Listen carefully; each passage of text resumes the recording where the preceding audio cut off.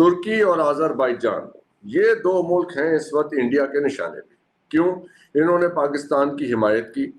ترکی نے پاکستان کو ڈرونز دیے جو انڈیا کے خلاف استعمال ہوئے, تو اس کا نتیجہ یہ ہے کہ اب ترکی سے مکمل تعلقات ختم کر دیے جائیں, وہاں جانے پہ پابندی لگا دی جائے, ان کے ساتھ ٹورزم جو انڈیا کے لوگ جاتے تھے اب وہ وہاں نہیں جائیں گے, تو ترکی کو معاشی نقصان پہنچایا جائے, سبق سکھایا جائے, پنش کیا جائے. یہ پنش کا لفظ اس وقت انڈین ڈپلومیسی میں, ان کی میڈیا میں بہت یوز ہو رہا ہے.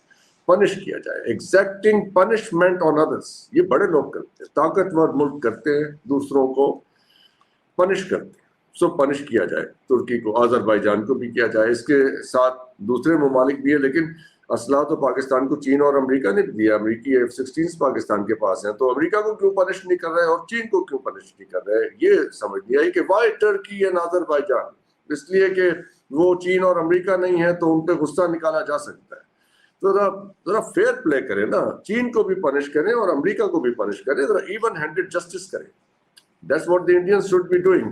چلے خیر, یہ سلیکٹو پنشمنٹ ہے, لیکن یہ پنش کا لفظ جو ہے بہت ہی اچھی طرح یوز ہو رہا ہے. جو ایک کمیٹی انہوں نے بنائی ہے, ششی تھرور صاحب جو کہ کانگریس کے لیڈر ہیں, رکن پارلیمنٹ ہیں انڈیا کے, ان کی سربراہی میں ایک کمیٹی بنائی ہے جو دنیا بھر میں جا کے انڈین نیریٹو بیچے گی. یعنی لوگوں کو بتائیں گے کہ پاکستان ایک ٹیررسٹ کنٹری ہے, انڈیا ایک وکٹم ہے, اور پاکستان کے خلاف آپ سب کو کھڑے ہونا چاہیے. اور ہم جو پنشمنٹ پاکستان پہ انفلکٹ کرنے جا رہے ہیں, نہیں زیادہ اچھا لفظ ہے, ایگزیکٹنگ دا پنشمنٹ, جو ہم ان پہ پنشمنٹ انہیں دینے جا رہے ہیں, آپ اس میں ہمارا ساتھ دیں. بھائی نیریٹو تو آپ کا 20 سال بکتا رہا جب ویسٹ کو آپ کی ضرورت تھی. اب یہ سوچیں کہ اب وہ کون سے حالات ہیں, وہ کیا وجہ ہے کہ آپ کا نیریٹو نہیں بک رہا. ہم بھی لوگوں کو بتاتے تھے کہ ہماری پریشانیاں ہیں, ہم اپنے زخم دکھاتے تھے, لیکن ہمارے زخم کوئی نہیں دیکھتا تھا. اب دنیا ہمارے زخم کیوں دیکھ رہی ہے؟ ٹرمپ صاحب یہ کیوں کہہ رہے ہیں کہ Pakistanis are fantastic people, they make great products. بہت ہم تو حیران ہیں, یہ مطلب کایا کیسے پلٹی. لیکن ہم بھی سوچ رہے ہیں کہ یہ کیسے پلٹی, آپ بھی سوچیں کہ کیسے پلٹی.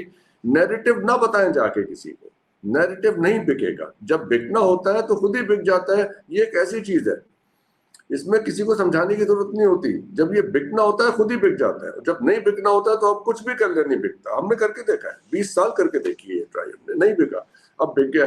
خیر یہ بہت انٹرسٹنگ ڈسکشن ہے. ہمارے ساتھ بہت موضوع اس میں لوگ موجود ہیں. ایمبیسڈر نائلہ چوہان صاحبہ ہیں, ڈاکٹر حسنین جاوید صاحب ہیں, کچھ دیر میں ڈاکٹر منور حسین صاحب جوائن کریں گے.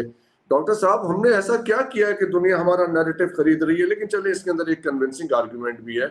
ایک رپورٹ یہ آئی کہ جو ہندوستان میں جو جے شنکر صاحب نے جن ویسٹرن ڈپلومیٹس کو بریفنگ دی, انہوں نے سائیڈ لائن پہ جا کے کہا کہ بھائی جو یہ باتیں کر رہے تھے نا, اس میں جو یہ ایویڈنس نہیں تھا پہلگام کا, یہ he could not present the evidence against Pakistan کے پاکستان کا پہلگام میں کوئی لینا دینا تھا, تو بات نہیں بنی ان کی. لیکن اس کے باوجود جے شنکر صاحب تو آپ کو پتا ہے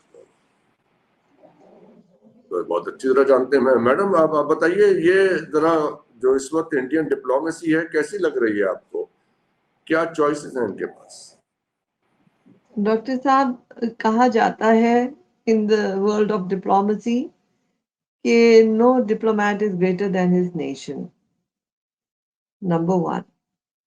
Number two, diplomacy is reflection of matlab foreign policy reflection of domestic policy.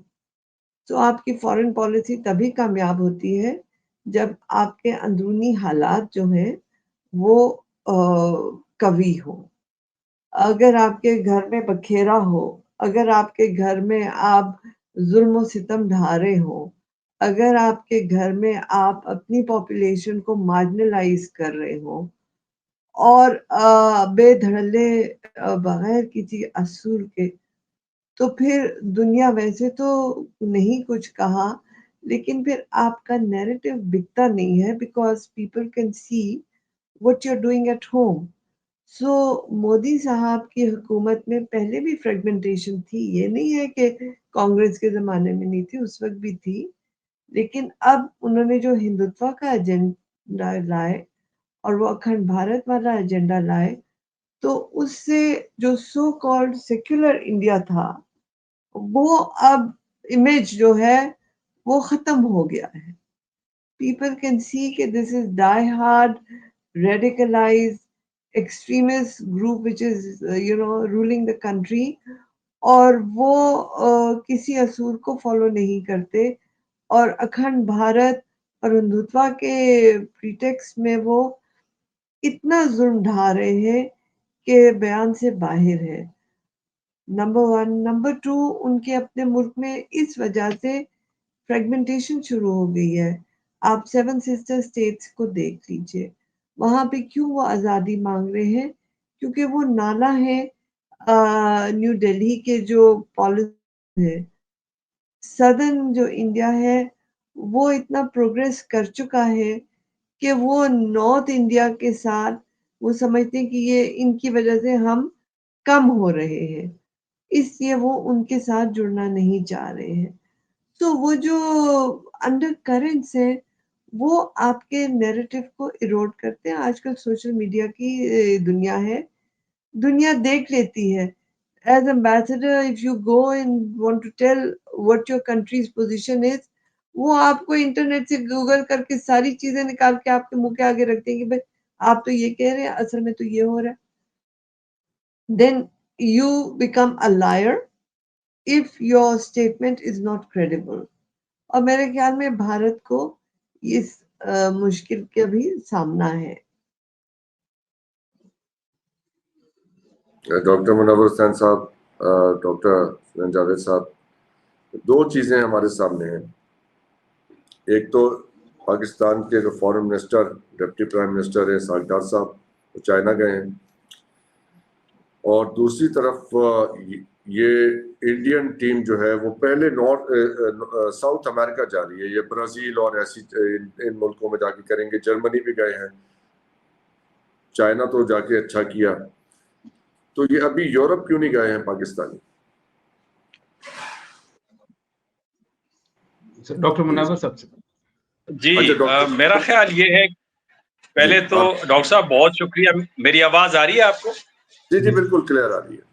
अच्छा, मेरा ख्याल है कि यूरोप ऑलरेडी कन्विंस्ड है, और मैंने आपके प्रोग्राम में कई दफा ये बात की है कि इस वक्त we are living in a 3 polar world.